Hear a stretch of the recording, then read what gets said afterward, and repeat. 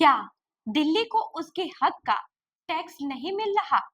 विधानसभा में नेता प्रतिपक्ष आतिशी ने केंद्र सरकार पर वित्तीय भेदभाव का आरोप लगाया। उनका कहना है कि दिल्ली अरबों टैक्स देती है, लेकिन बदले में बेहद कम राशि मिलती है, जो लोगों के साथ अन्याय है। नमस्कार, मैं हूँ रूबी सिंह और आप देख रहे हैं जयपुर एक्सप्लोर मैगजीन का डिजिटल प्लेटफॉर्म।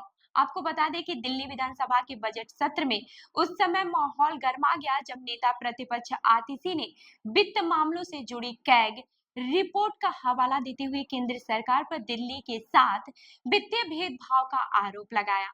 उन्होंने कहा कि दिल्ली के लोग हर साल करीब 2.25 लाख करोड़ रुपए टैक्स के रूप में केंद्र सरकार को देते हैं, लेकिन बदले में दिल्ली को मात्र 850 करोड़ रुपए ही मिलते हैं, जो बीते 3 वर्षों से एक बार भी जारी नहीं किए गए।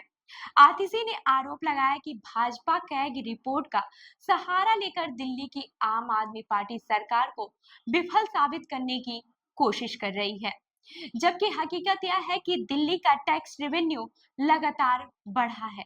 उन्होंने विस्तृत आंकड़े पेश करते हुए बताया कि 2021-22 में दिल्ली का ऑन टैक्स रेवेन्यू 40,119 करोड़ रुपए था। वहीं 2022-23 में यह बढ़कर 47,363 करोड़ रुपए हुआ और 2023-24 में यह 53,681 करोड़ रुपए तक पहुंच गया। ये न सिर्फ दिल्ली की अर्थव्यवस्था की मजबूती को दर्शाता है, बल्कि इस बात का भी प्रमाण है कि राजधानी के लोग केंद्र को भरपूर टैक्स योगदान दे रहे हैं।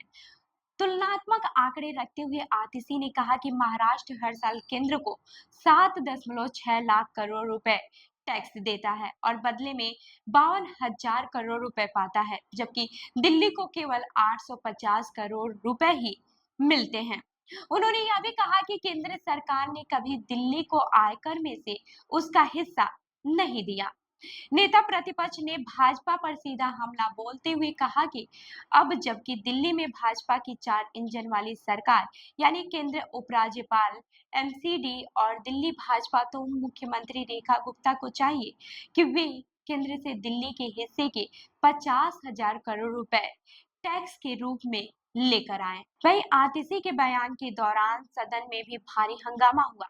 जैसे ही उन्होंने ये आंकड़े रखने शुरू किए, भाजपा विधायकों ने शोर शराबा करना शुरू कर दिया और नारेबाजी करने लगे। स्थिति बिगड़ते देख स्पीकर ने उनका माइक बंद करवा दिया।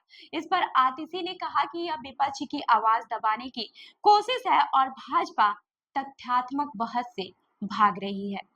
उन्होंने यह भी जोड़ा कि दिल्ली के साथ लगातार हो रहा यह वित्तीय भेदभाव न केवल आर्थिक असमानता को बढ़ाता है, बल्कि दिल्ली के विकास कार्यों को भी प्रभावित करता है।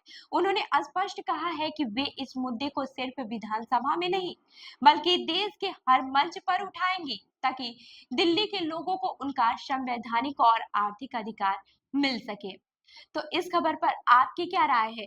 हमें कमेंट करके जरूर बताएं और ऐसी ही अन्य खबरों के लिए हमारी वेबसाइट www.jaipurexplore.com पर विजिट करें। धन्यवाद।